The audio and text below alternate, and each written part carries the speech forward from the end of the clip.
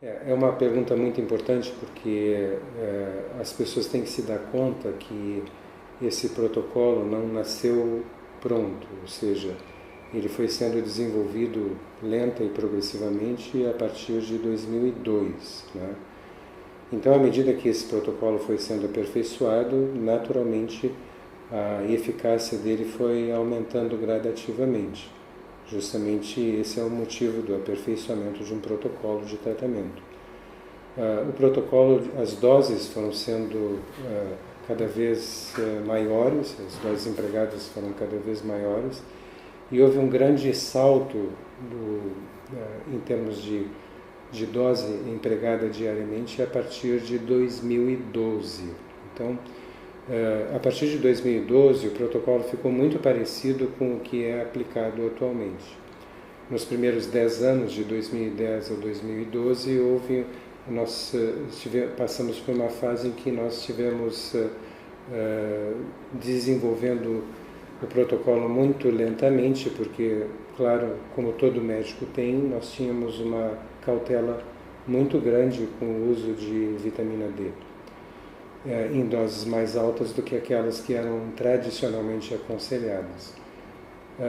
Então, essa eficácia que eu vou descrever é uma eficácia que nós temos observado mais ou menos de 2013 para cá, com doses mais elevadas de vitamina D, porque foi nessa época que nós conseguimos individualizar a dose de acordo com os exames de laboratório de cada paciente. Em outras palavras, cada paciente tem o seu nível de resistência aos efeitos da vitamina D, que aparentemente é herdado geneticamente. Aparentemente não, ela é herdada geneticamente. Uma grande parcela da população tem uma resistência aos efeitos da vitamina D, e essa resistência não é a mesma para todas as pessoas portadoras de doenças autoimunitárias e nem é a mesma para um grupo de pessoas que é portador de uma mesma doença autoimunitária. Então, se nós tomarmos como exemplo, por exemplo, os pacientes com esclerose múltipla, que compõem o maior grupo de pessoas tratadas dessa forma, nós temos uma estimativa grosseira que cerca de 95% dos pacientes têm 100% de benefício. Então, e 5% dos pacientes não alcançam todo o benefício que poderiam. Vamos tentar definir o que é 100% de sucesso em 95% dos pacientes portadores de esclerose múltipla.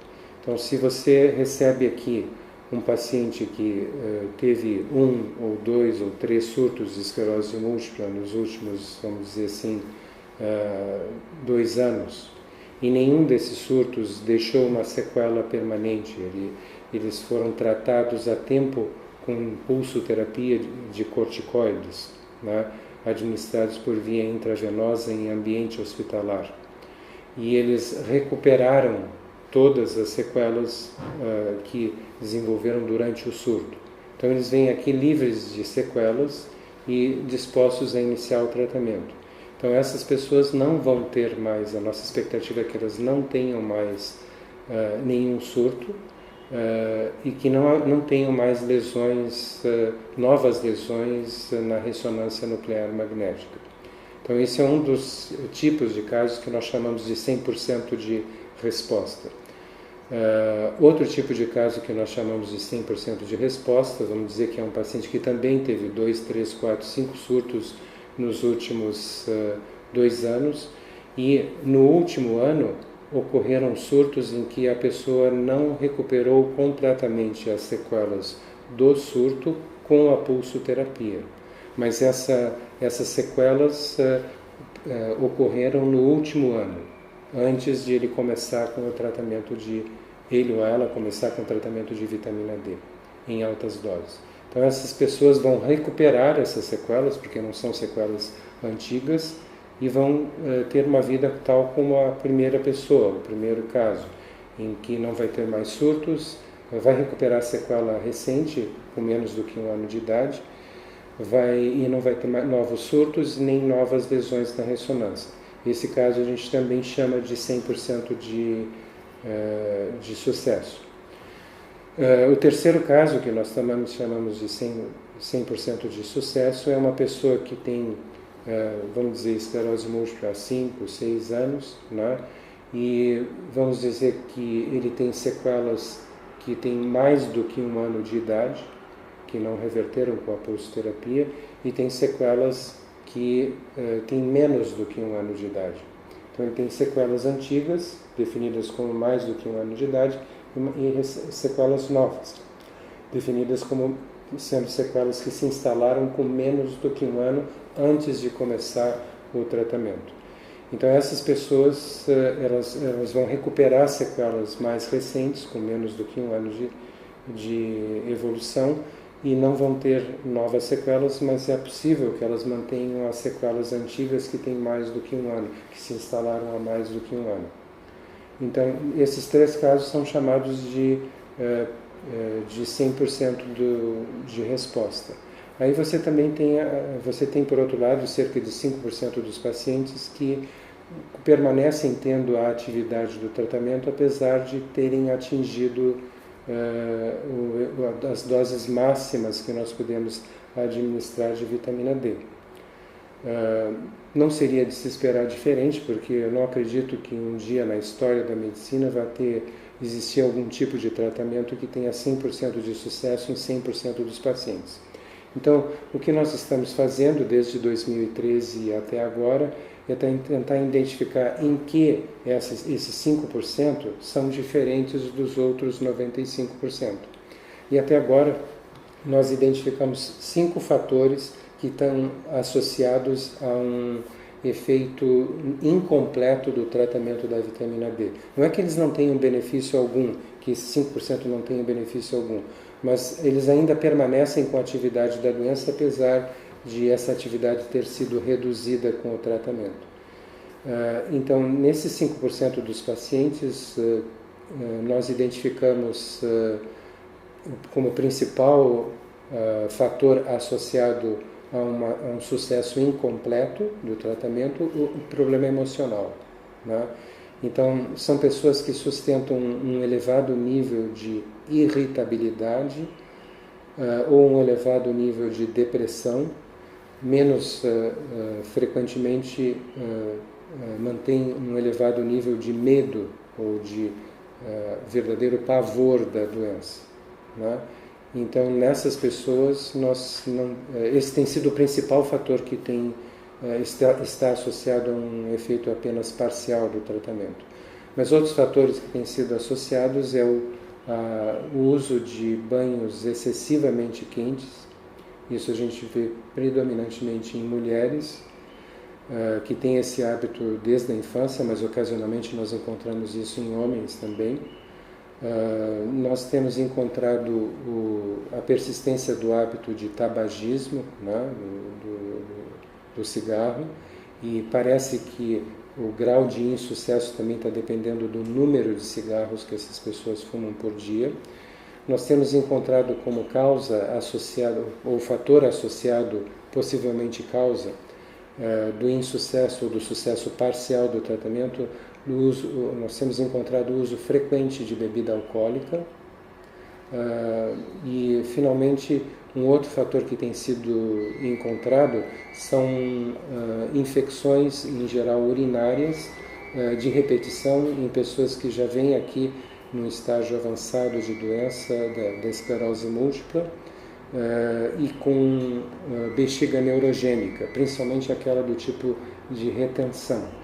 Então a gente tem combatido essas causas e já tem avisado os pacientes que o fator emocional tem que ser equacionado, tem que ser combatido, tem que haver uma mudança de atitude da pessoa frente aos problemas que ela enfrenta na vida e em relação à própria doença, né, para que ela consiga o efeito total do tratamento. Todos esses fatores, então, são enumerados aos pacientes por ocasião da primeira consulta.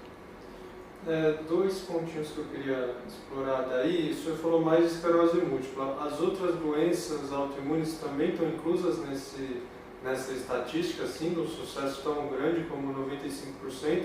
E outra coisa é que o senhor falou que geralmente lesões com até 1 ano ou sequelas de 1 ano, 2 anos para trás são mais fáceis de recuperar. Mas ainda assim, eu já vi casos de pessoas que recuperaram lesões bem mais antigas, né? Pessoas que disseram que estavam sem andar há 7 anos e voltaram a andar assim. Então, por mais que seja menos garantido, é uma possibilidade. Eu queria que o senhor falasse isso. Sim, quando nós dizemos assim que existe uma linha de tempo de 1 ano, né, a gente tem uma segurança de que as sequelas com menos do que 1 ano de tratamento vão reverter com o tratamento, né?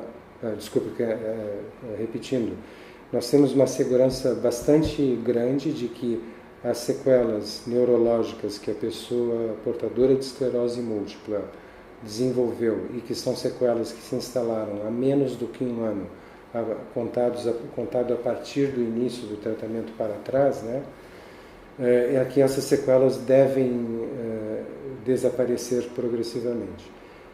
Não é que as sequelas mais antigas não possam desaparecer, mas se elas desaparecerem vai ser um desaparecimento mais lento e progressivo e nós vamos ter menos certeza de que elas vão desaparecer. Isso na realidade acompanha também o que nós vemos na ressonância nuclear magnética. Então, as lesões que têm menos do que 1 ano de evolução, elas são lesões que nós esperamos que desapareça, talvez até com 1 ou 2 anos de tratamento. Realmente existe um processo de remielinização e que é um efeito também desse hormônio esteroide, erradamente conhecido como vitamina D. Ele tem efeito de remielinizar lesões recentes, ou seja, lesões com menos do que 1 ano de tratamento. Mas sim, nós temos visto casos de pessoas que têm lesões mais antigas do que 1 ano e elas recuperarem pelo menos em parte, as sequelas que se instalaram há mais do que 1 ano a partir do início do tratamento com a vitamina D. Quanto às outras doenças, por exemplo, se você pegar considerar uma pessoa com artrite reumatoide, né? Tem pessoas que têm deformidades articulares, algumas com deformidades articulares severas. Tem pessoas que vêm começar o tratamento com a articulação praticamente já destruída por 20 anos de evolução da artrite reumatoide. Então você não espera que essas deformidades articulares, que a vitamina D venha reconstruir a articulação que foi parcial ou totalmente destruída pela artrite reumatoide. E a limitação funcional de uma articulação que foi danificada, severamente danificada, ela também vai persistir. Você espera que a doença, quanto mais recente, quanto menos anos de evolução ela tiver, menos deformidade articular essa pessoa vai ter, e se ela não tiver nenhuma deformidade articular, apenas um processo inflamatório presente, mas sem lesões destrutivas, sem ter atingido destruição parcial ou total da articulação, você espera que essa artrite reumatoide, que os sintomas venham a desaparecer completamente. Então, isso tem que ser considerado doença a doença e caso a caso e tempo de evolução. Às vezes você tem casos de artrite reumatoide que têm décadas de evolução e não provocaram deformidades articulares evidentes. Tem pessoas, como acontece em outras doenças, inclusive na esclerose múltipla, que tem um quadro benigno de evolução da doença, né? Talvez porque tem um nível mais leve de resistência aos efeitos da vitamina D, talvez porque também tem uma deficiência menos severa de vitamina D, e talvez porque tem um estado emocional, uma característica de personalidade sob o aspecto emocional não tão profundamente ou cronicamente afetado quanto outras pessoas, já que o emocional como a gente teve já a oportunidade de explicar várias vezes, é fundamental para o sucesso do tratamento, o recondicionamento emocional, a mudança de uma atitude emocional. Isso é absolutamente importante para que o tratamento não seja arruinado numa pessoa que mantém profundo grau de irritabilidade, profundo grau de depressão ou de revolta com as limitações que ela tem, né, para que ela consiga atingir todo o benefício que nós esperamos proporcionar com esse tratamento.